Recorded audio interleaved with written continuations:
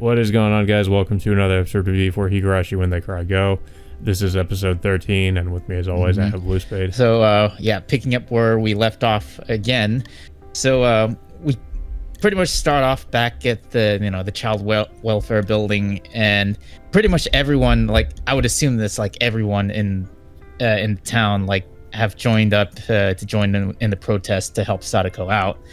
And yeah, I mean, things don't seem to be going so well at first because we hear from Kimiyoshi himself in the beginning of the episode that apparently the child welfare services still don't want to do anything about Sadako's case, even after everything they've done in the last episode. And so basically they have to more or less just kind of redouble their efforts to get them to actually listen. And at first, it almost seemed like it was going well at first. Then all of a sudden, Oishi just shows up out of nowhere, and then just pretty much tells Keiichi and others to stand down because I guess he lies about that this whole protest is illegal in some ways, and this doesn't, of course this doesn't sit well with Keiichi and the others, and threatened to almost threatened to to attack Oishi because of his position on the protest, but Oishi definitely seems even more suspicious in this episode because of what he's doing, and he's just kind of he doesn't necessarily seem like, at least at first, it doesn't seem like he's on their side. Yeah, it's just he's trying to stop him. He doesn't seem like the same Oishi that we've seen in the previous two arcs, and then I was actually surprised by this because I was thinking isn't he my initial impression was that he was trying to help Sadako. Because when we first see him in this arc, he's asking for Sadako, or he's asking around about her. So I was thinking he might be trying to help out, but I don't know, maybe not. Maybe we have the wrong impression of what he's actually doing, which kind of remains a mystery. Well, but anyway, soon after that conversation, we do get the confirmation that he did lie about threatening to stop the protest because he just made up the claim that the whole protest was illegal, and then we go back to the protest and we see more people joining in, and we have what was it, was it audio? No, that's a bit later. I think that was it's, I forget what his name is. He's apparently part of the Sonozaki family.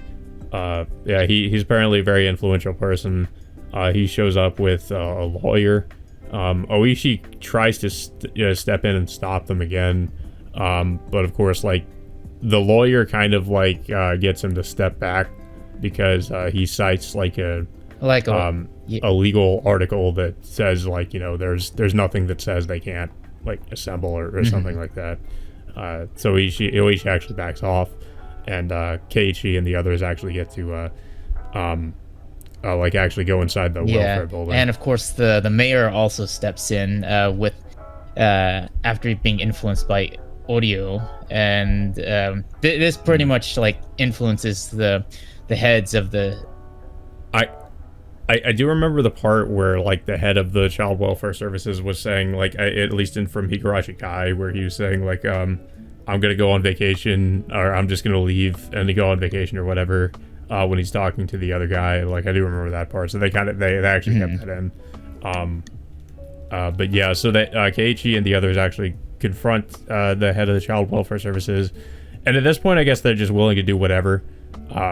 So that they basically tell them you need to go actually help Sadako, and there's not they pretty much don't really argue the case. They just kind of they're okay, we'll go do it.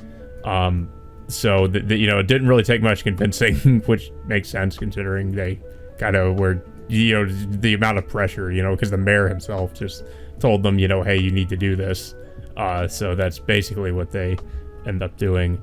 But the thing that's weird about this too is, so after they leave the child welfare building, Oishi offers to take them over to the Hojo house in his car.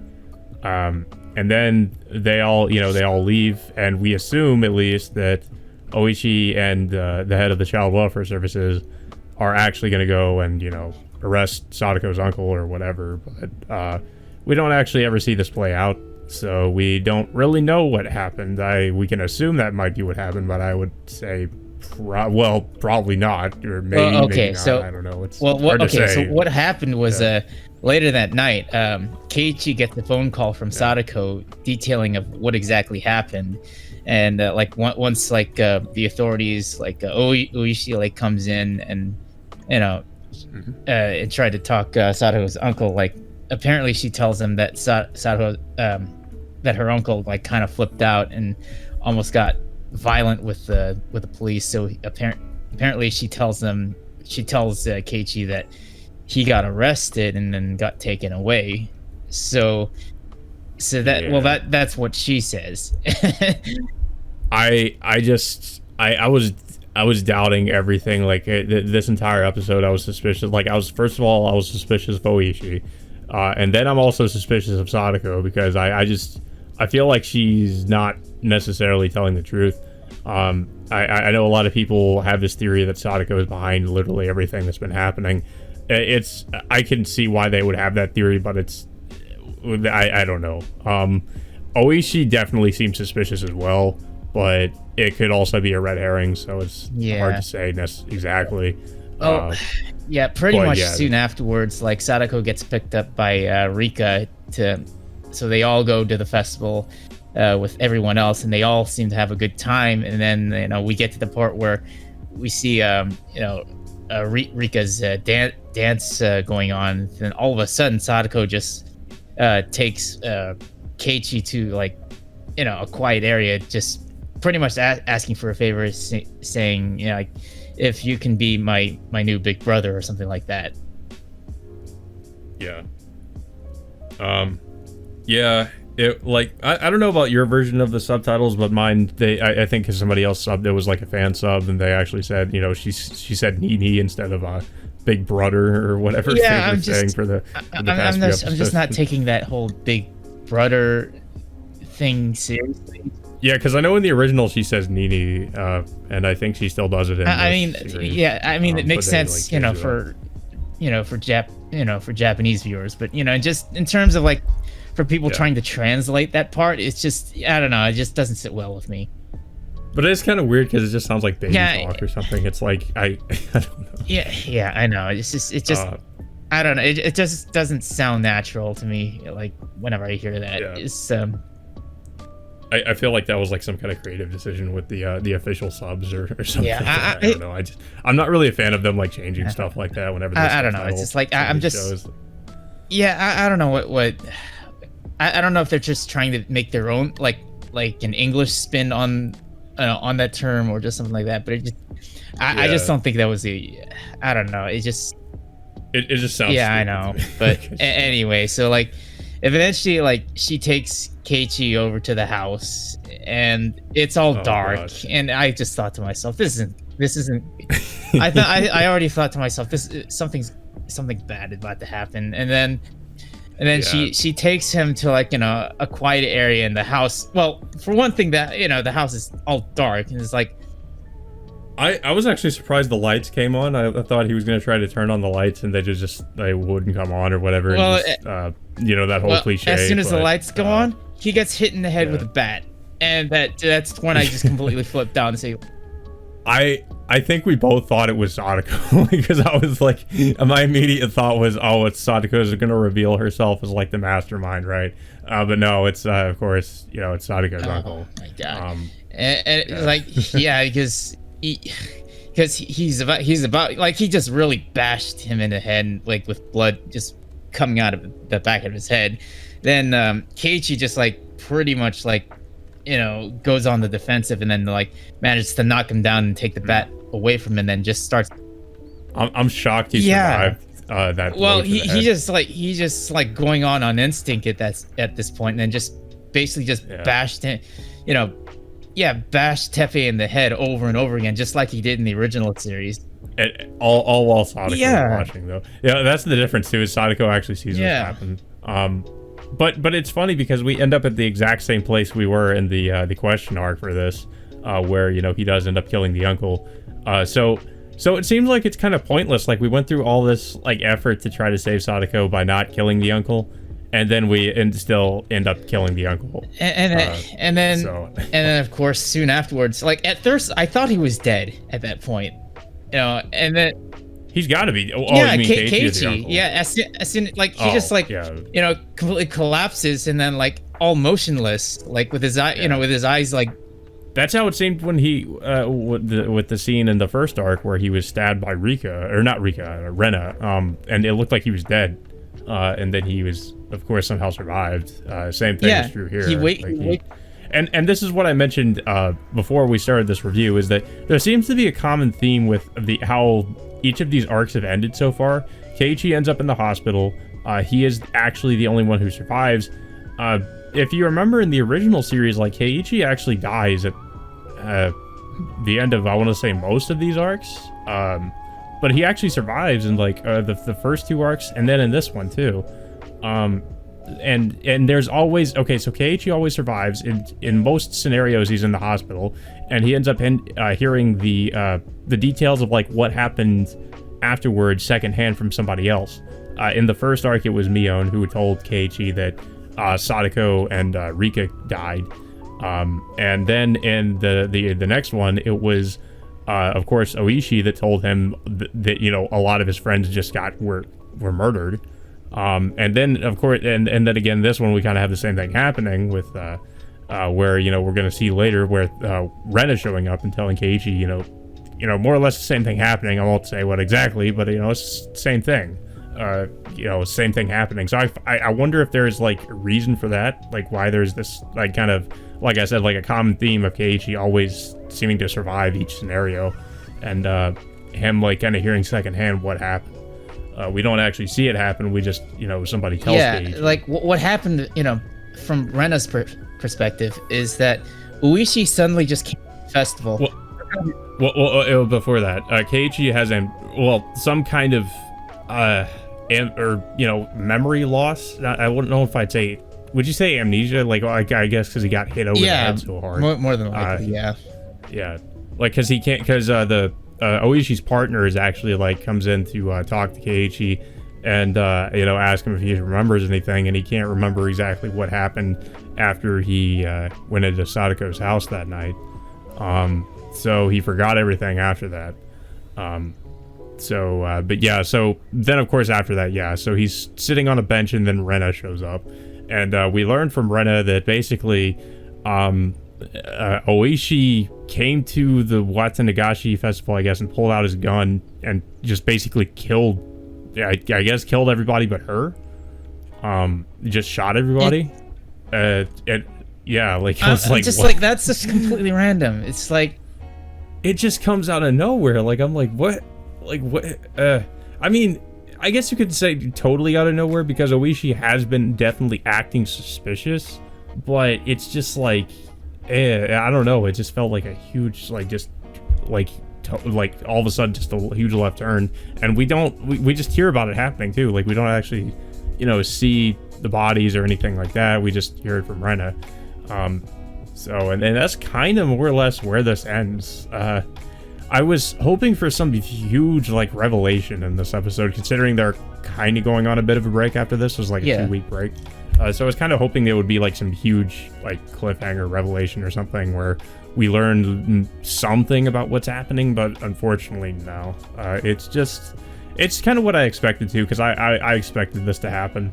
Because things have been going way too well, so I was like, yeah, there's got to be there's definitely going to be something bad happening pretty soon. That's pretty much what ended up happening, but it's pretty much just at the end of this episode where all the bad shit just happens, as is typical for like most of these arcs so far. It's like, it's usually near the end where just everything just goes to shit. But then strangely enough, like all these scenarios end with Keiichi somehow surviving, and then him receiving offhanded information that most of, if not all of his friends ended up dead. So we don't know, like, and then not to mention that we're not going to get an answer to this again, because we're heading to another arc, in the next couple weeks. I should mention too, I've never heard of the name of this arc. I think this may be a new arc. It's the Neko Damashi arc, which is cat deceiving. So my theory is that this is focused around Rika, because there is like a running joke within Higurashi that Rika is like kind of like, you know, portrayed as like a cat or a cat girl. And if you know anything from Umaneku, where Burn Castell is usually also portrayed as a cat, and she also takes the form of a cat in some parts of the game. So I feel like it's focused around Rika, and if it is focused around Rika, then maybe we will finally get some answers to what is happening. Because, you know, if assuming it might be either focused on Rika or from her perspective, maybe. I'm not really sure. Another theory I have is that, because I think people have speculated that that either like some part of the series will be set in the future with Sadako and Rika as teenagers. I'm not really sure. That's kind of I guess you would say a rumor, but it hasn't really been confirmed. But I feel like it's probably like, my theory is that the first half of this series might be like some sort of like a reimagining of the arcs from the original series, and then the second half could be like a set in the future where I guess specifically focusing on Rika as a teenager, maybe. So that might be the why it's being called a sequel. At least that could be my guess. If she's going to be portrayed as a teenager, then that would mean that it would have to take place in one of the arcs in which she somehow. That's the confusing part. Like, is that that would mean she would have gotten out of the loop, because that's when she's, you know, when she's older. That, you know, she's basically stuck in the loop the whole you know, the whole series of Higurashi. So, I mean, if it's in the future where she's a teenager, then that means like she would have gotten out of the loop, but maybe not. I don't know. That's the only thing that kind of throws a wrench into the theory, is like, I don't know how that could happen. I mean, there could be. I mean, it's possible that, you know, most of the next several arcs might be a loose adaptation of Higurashi Kai, maybe, but honestly, I don't know, because. Well, they have gone into some of the Kai arcs, and this one already, like with this arc in particular. They did go into the Kai arc, but then of course it all of a sudden went back into the, you know, into the question arc at the very end of it, because of the way the uncle died, or, you know, just Keiichi killed the uncle. I mean, like, pretty much in the same manner as he did in the original series, but still, well, for the one major difference at the end of this arc compared to the original one is the disaster never really happened. However, you know, it still ends, you know, the same way as it did in the last two arcs. That's what I thought Rena was gonna say before she revealed, you know, what happened, was that she was gonna say like the disaster happened, but yeah, it didn't happen in this arc. Yeah, I mean, maybe I could assume that it could have still happened maybe soon after, like, you know, all these three arcs, but they never get into it for whatever reason. That's what kind of frustrates me about how each of these arcs have ended so far. We get like this huge reveal about what happened, and then it just abruptly ends, and then we don't get any sort of like, we get no follow-up to it. It's just like, oh, it's over now, time to move on. And I kind of don't like how they do that, to be honest. Like, it's just like, we're just left hanging. We're like, we still have so many questions from the last arc, and then it's like, okay, time to move on to the next one. I'm like, but what about all this other stuff? You know, like, we still don't know anything, and then they're just like, you know, don't worry about it. I don't know, maybe they'll answer it later, but it's kind of frustrating how they keep doing that. I mean, you know, for us that already watched the series, I mean, we already could assume like most of what would happen, but for people not, you know, that are not familiar with all of this, are just gonna be confused as hell. Yeah, this is really not good for like people who are anime only watchers, or like they haven't seen the original series, especially if they haven't seen the original series. Like, it's gonna be I mean, unless they're lucky to get their hands on a copy of like the original series. It's just like right now it's just not easy to come by these days, because it is on sale at the moment. So I mean, if you want to get it, you know, is as good a time as any during the holiday sales, but that won't last too much longer. Well, yeah, I guess we'll have to look forward to the next arc, the cat deceiving chapter. What was it, in the new year, around January 7th? So hopefully, maybe either this is going to be a completely new arc, or if it's going to be like another retelling of a specific arc in Higurashi Kai. I don't know, but we'll have to find out until then. Yeah, we have gotten like I guess you could say like a couple clues as to it potentially being like what my theory was, is that it's set in the future. Like one of the things we see. So I actually made a mistake in the opening. I thought that one of the things we saw was actually the mansion from Umaneku. Apparently, that's not the mansion from Umaneku.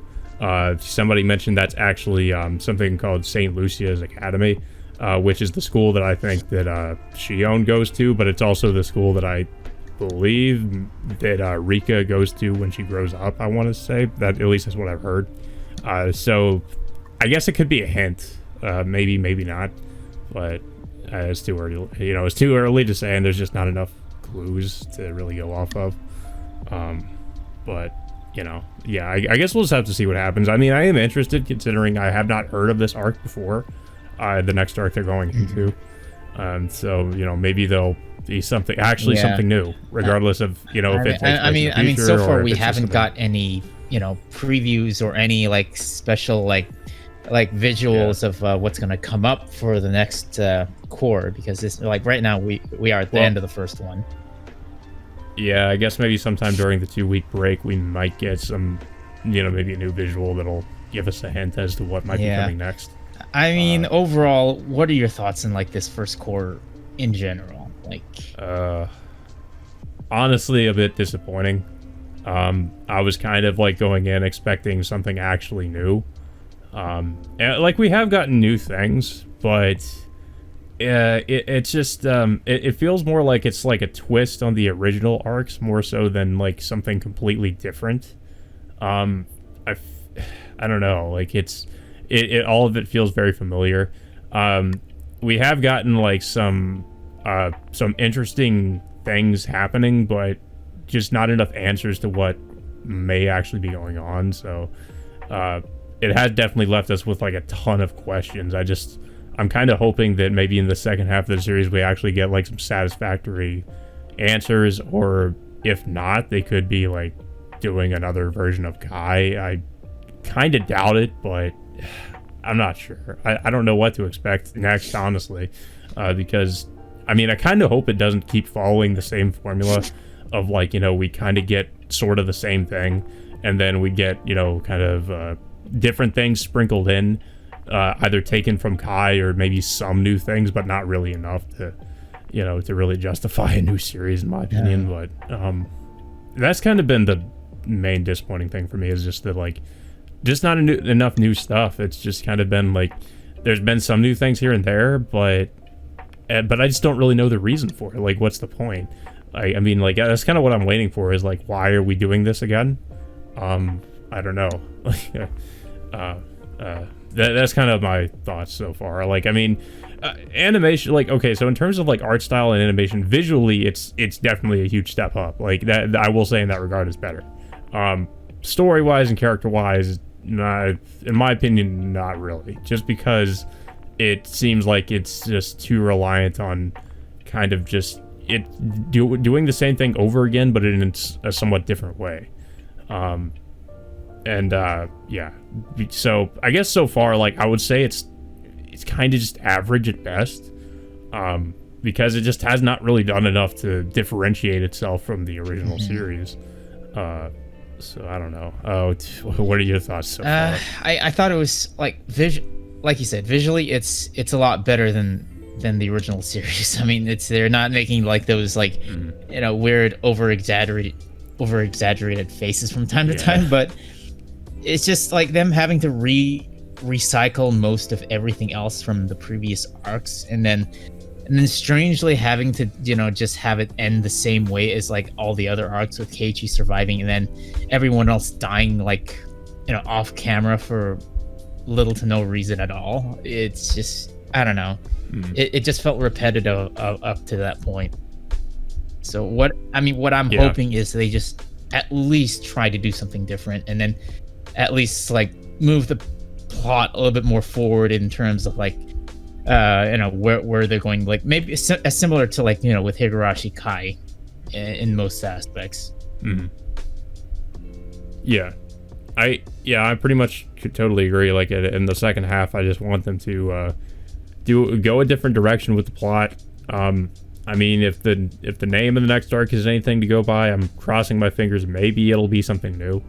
That's what I'm hoping, because, like I said, so far it's just felt too much like everything we've seen before, with some twists and turns like added in that may lead to something new, but sometimes have not led to anything new. Most of the time, honestly, haven't led to anything new. It's like it feels like we're kind of being trolled a little bit, because it's like they make you think it's something new, but then it's not, because it's like, oh well, the same thing happened, it's just not really as, I guess you would say, exciting as in the original series, because we don't really like some things we see happen, but most of the time we just, like I said, we've been hearing secondhand of like the other stuff that happened. We don't actually see it. So it's like, well, that was kind of boring. So I don't know. I guess kind of underwhelming as well, is what I would also say about some of the things I've seen in the series so far. So I mean, I don't really have too much else to say about this episode. I kind of saw, like, honestly, I saw a lot of this coming, to be honest. Like, I felt like, either Sadako would end up killing the uncle, or the uncle would, would still be alive, and, he would have to end up dying somehow. So, I mean, I expected that to happen. Yeah, I mean, it pretty much almost ends in a similar manner, regardless. It just, like I said, I mean, it's all right, but it's just like they gotta start breaking away from this, with this formula of like rehashing all these new, all the old arcs from the original series, and then just start moving on to something else, because it's like if they like rehash something that I've seen like before in the original series, and it's just gonna get boring. Yeah, because it becomes way too predictable. I mean, we can, because so far they have definitely, like, there's this formula that they keep using where it's like, here's the original arc and here's most of what happened, but here's something new. You might think it's going in a direction, but no, the same thing happened, and it's just like keeps doing that. So it's like it becomes less exciting and not as interesting as how it was in the original series, because we already know the tricks they're going to use, and if they keep doing that, then it just becomes way too predictable.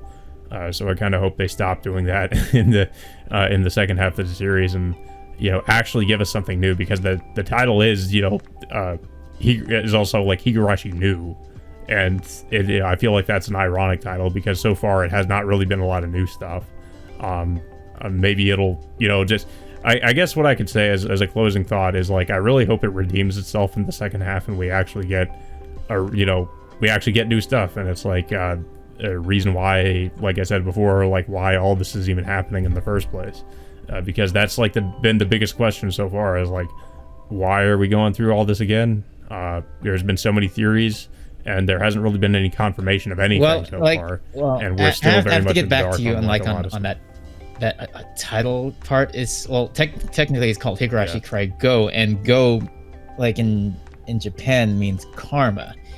So there's got to be. Yeah, the title has also been been a part of people's theories, is the Go title, and some people, I think, also have stated that they might change the title for the second half, for some kanji that means like future or something like that. I think I heard that somewhere. I can't confirm, but if that's true, that would be great, because I was like, okay, that's something different. But I guess we'll just have to wait and see, because all we have so far are rumors and theories. Because like the anime, we have not get, like you said, we haven't been getting any previews of what is going to be happening in the next episodes. So we don't really know. So it kind of sucks. We're just kind of left wondering what could happen next. But yeah, I don't really have much else to say about this episode.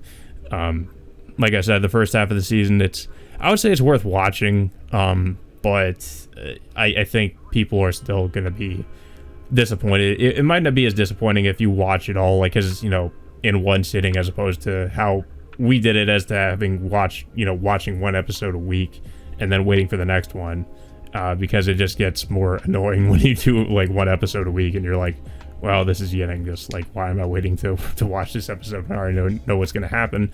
But like, I guess it's not as bad as if you watch it all like in one sitting.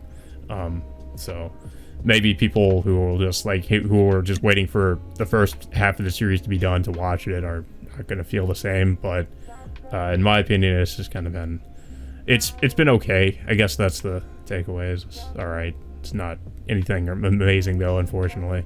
The second episode I feel like it's really the second episode that's like the major culprit for me having like kind of high expectations because of what we saw, and then it just never really delivered on any of it. It's just like, yeah, here you go, here's this new thing, and then we're just never going to address it again.